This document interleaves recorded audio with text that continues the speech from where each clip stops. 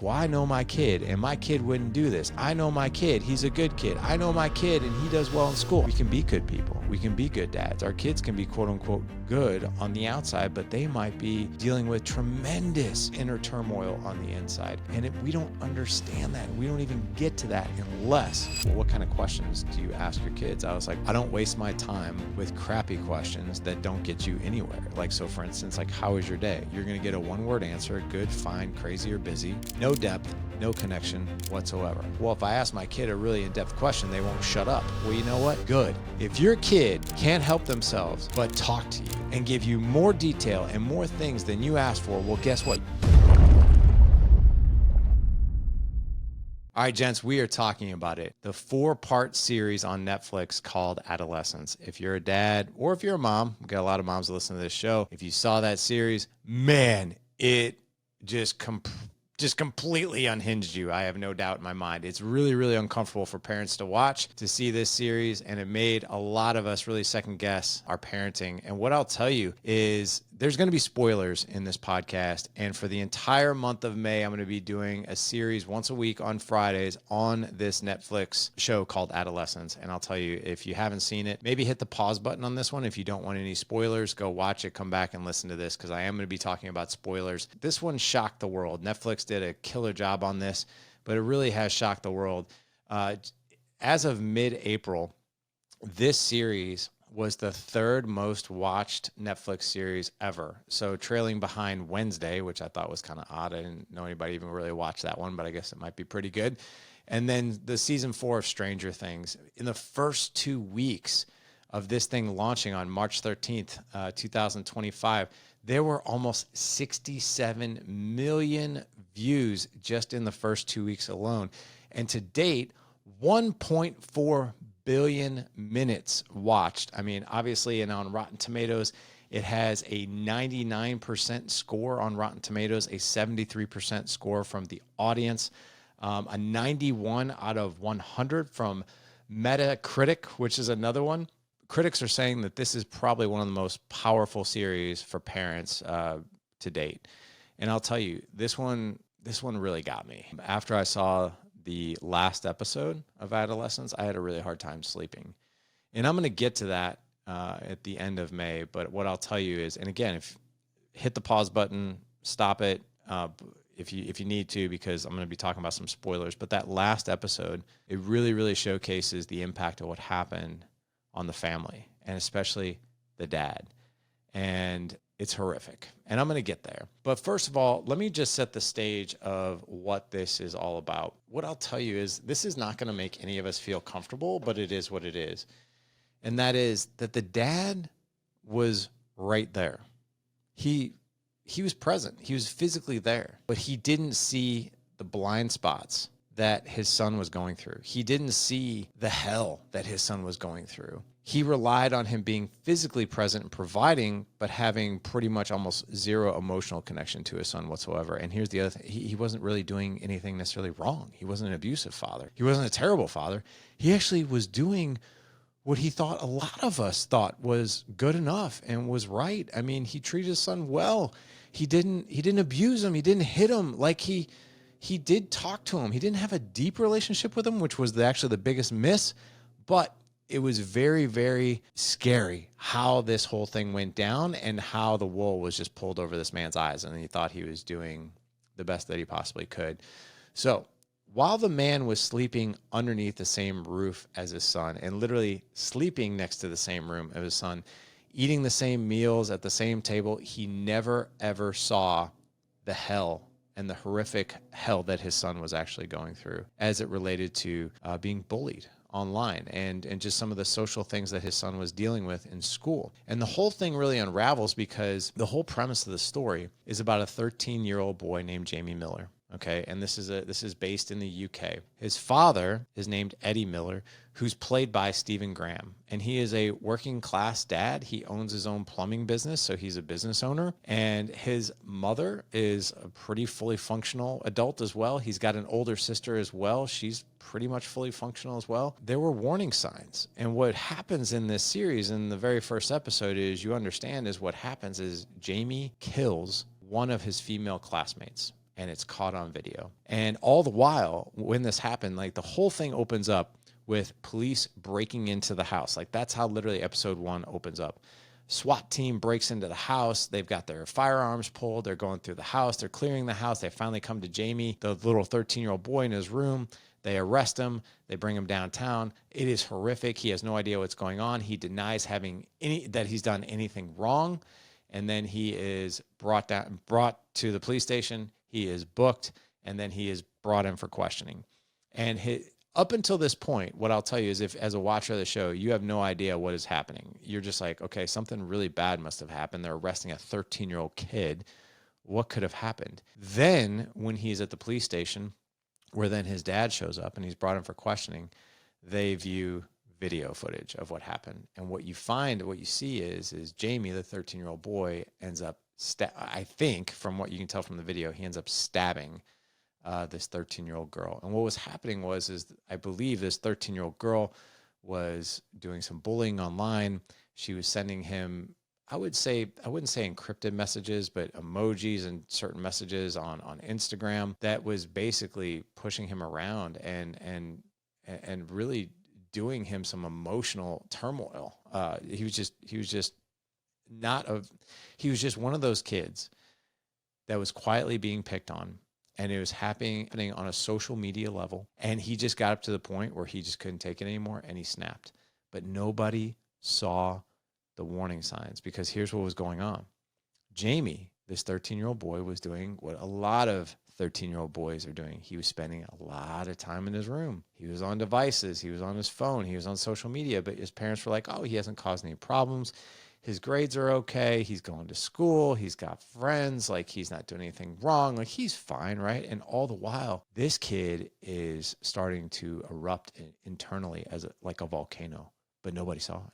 Here's the other thing that's really fascinating too about episode 1 is that right before Jamie, the 13-year-old who does this horrific crime, goes into questioning, he gets the opportunity to choose an adult to help him through the questioning. Now, the police offer him basically a professional therapist that can help him through this, someone who's been down this road, they understand the questioning, they get it, or it can be one of his parents.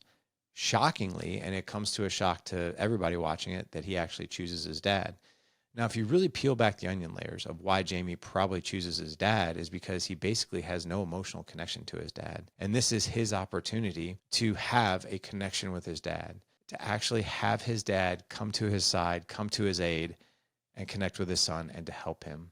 And what he understands is that, or what he experiences through all of this, is his dad is completely overwhelmed by the horrific mess that his son has made. And he has no idea what to do. There's even this part, and it's like, it's really, really sad. But as a dad, you don't know what to do. And as a son, I'm sure you didn't know what to do. But after they're in this room, they're in an interrogation room. It's a couple of cops, and it's Jamie's dad, and it's Jamie. And they watch the video, and they see that Jamie kills this 13-year-old classmate. Now, up until this point, Jamie had told his dad, it wasn't me. It wasn't me. It was somebody else. It wasn't me. It wasn't me. So up to this point, even the audience, we have no idea if he's done this crime or not. Up to this point, we're all uncertain of like, well, this guy couldn't have done that. He couldn't have done anything terribly wrong. But then he sees the video. Jamie does. His dad does. And so does we, the audience. We see it.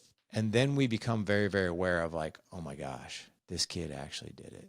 Like, this kid horrifically, horribly killed this other student.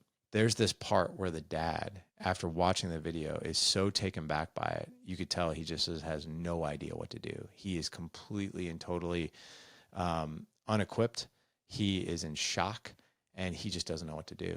And there's this part where his son and him are sitting shoulder to shoulder, and he's like just beside himself. And if you're watching me on YouTube, his dad is like got his hand over his eyes, and he's just like trying to think through things. And Jamie, the son, just reaches over and touches his dad, just touches his arm, like, hey, like just trying to connect with him. And his dad completely just backs away. And it's hard to watch. It's hard to watch because as a dad, you're like, I can understand probably why he's doing that. He's probably in such shock and such disbelief. He has no idea what to even do, how to even process this. His son is reaching out because he's like, Dad, I really need support. I really need some love here. And his dad just doesn't have it in him. So That's how episode 1 starts. Now, here's the other thing that's really interesting about the entire series, all four episodes. The way it's filmed is really interesting to me, because what it does is that the film crew kind of picks 1 or 2 or 3 people to follow them around for quite some time. So like you'll see, like there are certain scenes where the camera is just following like one of the cops around. He's asking different questions of the cops, different questions of the dad, different questions of the mom, the sister, all these different things. So you really sort of get to experience each person's experience in all of this, whether you're the dad, the mom, the sister, Jamie himself, the cops, this girl's family, all these different people that are impacted by this horrific thing that's happened. And you really get to feel the weight of this situation on everyone, because just the way it's filmed. I've never seen anything filmed quite like this. So I really thought it was pretty amazing. Now, let's get back to the family. This is a family of 4. The dad is middle-aged. I would say he's probably in his mid-40s, maybe his late 40s. His son is 13. I think his oldest daughter is maybe 16, 17-ish, might be something like that. But you can tell him and his wife have been married for at least that amount of time. They've been married for probably, I don't know, 20 years, give or take. I'm not really sure. And if they said it in the episode, I didn't really hear it. But it's a decent family. Like, they don't really have a whole lot of glaring problems. They have a decent home. The dad is a business owner. He's a plumber. The girl's in school. The mom, like, she's a functional person as well. And you don't really see a whole lot of highs and lows until you really kind of start to get to know this family. But you really start to see some of the things that we, I think, as dads identify as normal, right? But they can really be sneaky. And that's why I'm doing this podcast, guys. That's why I'm doing this entire month of May. I'm doing it on this topic, because I don't want any of us to experience this. And I think a lot of kids are going through a lot of things, what Jamie is going through, that's illustrated and demonstrated in this series, that we're quite frankly unaware of, because we're telling ourselves maybe a story. I know I've done this. But why do fathers miss the signs? I think number 1, it's because of busyness. Now, in this series, you can tell Jamie's dad feels the weight of being a business owner. He works long hours. He starts his day early. He's home late at night. He's very, very busy providing for the family, providing means for the family. That's what we do. However, I would say, in my opinion, he's a little too busy. He's a little too invested into providing. You've got to provide, but you also have to provide, emotional support. You've got to provide conversations. You've got to provide depth in each one of these relationships so you know what's going on. So busyness plays a huge part in this. It's like, and you know what? You can't even blame the guy. I mean, like, listen, we're all trying to kick ass and take names when it comes to providing for our families.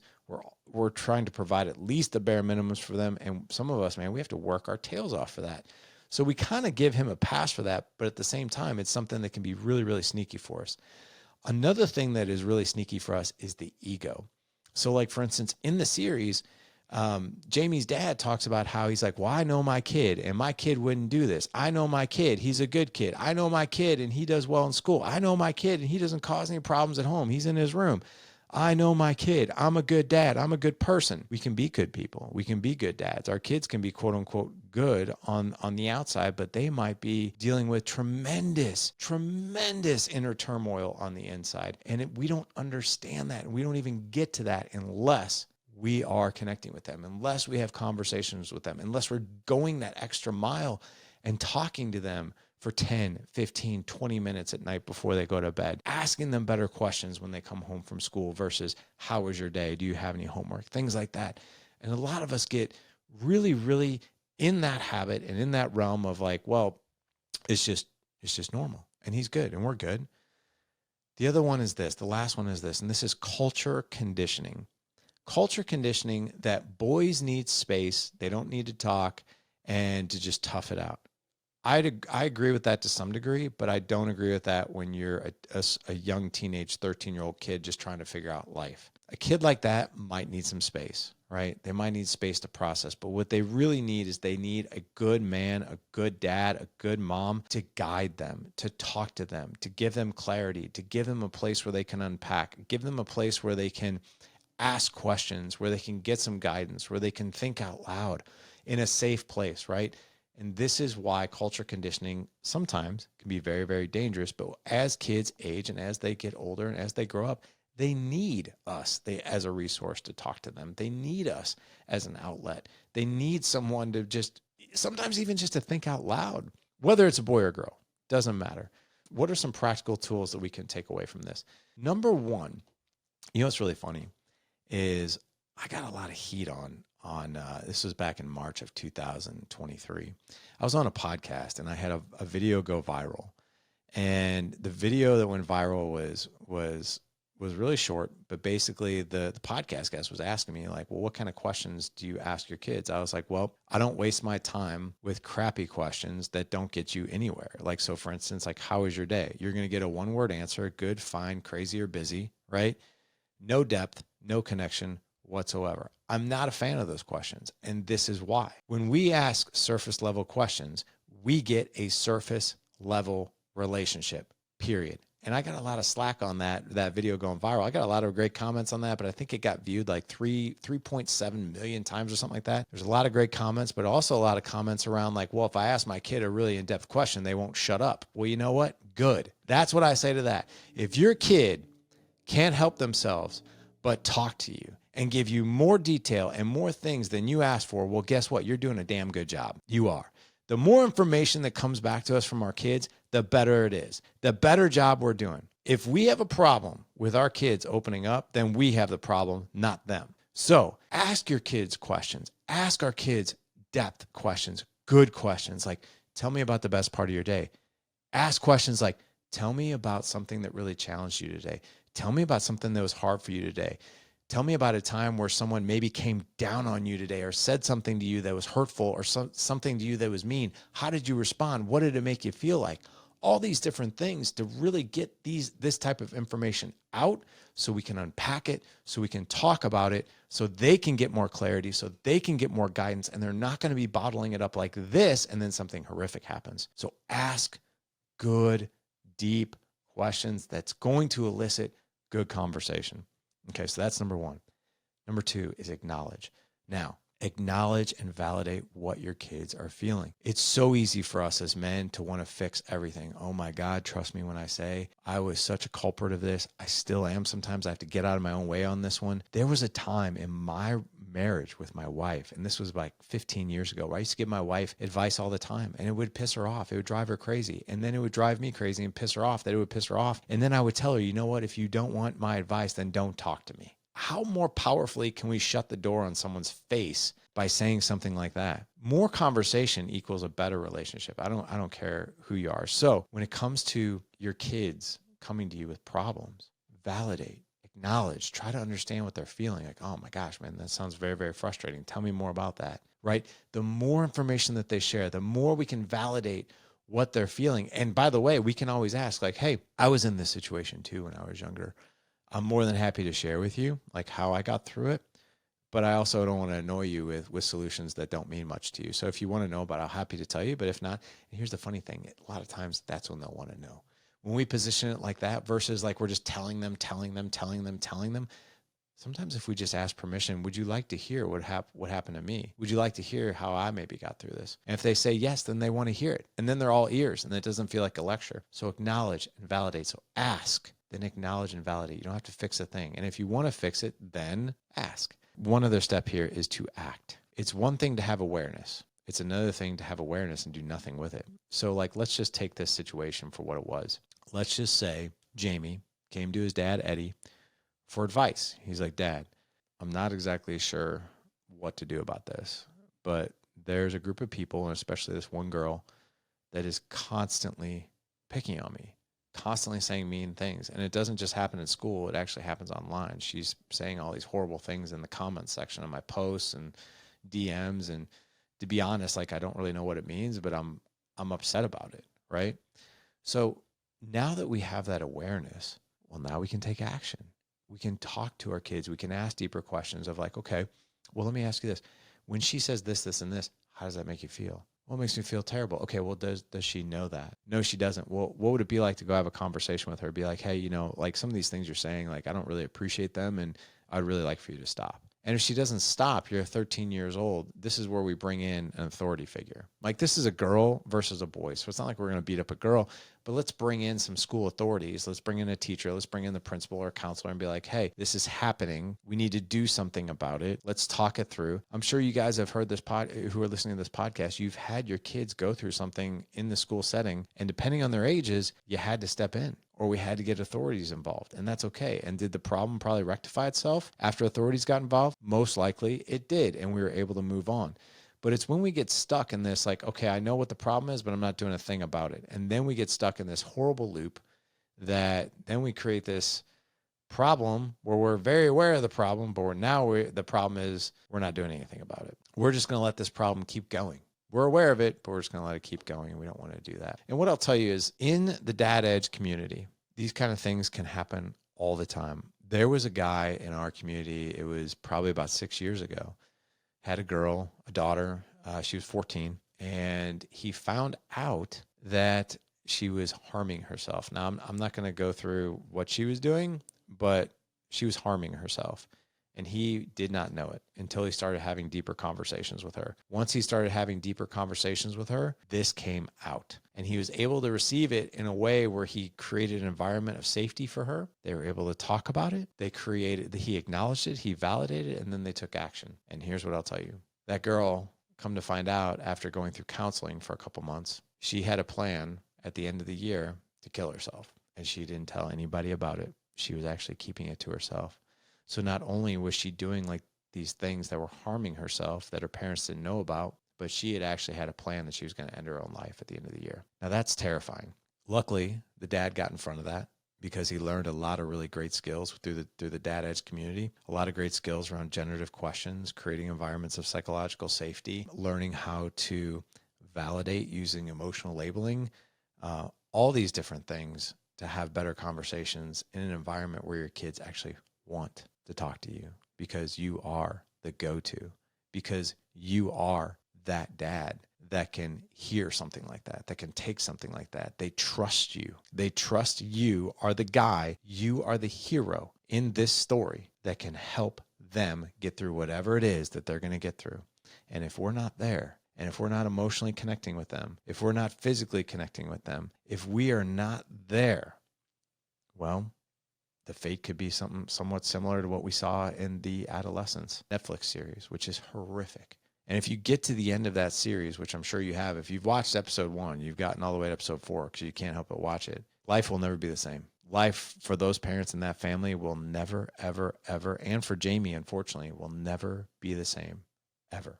I honestly believe that we can avoid the majority of that. We really, really can. So hopefully today, some action items that I gave you guys today. So some of the symptoms, remember, busyness.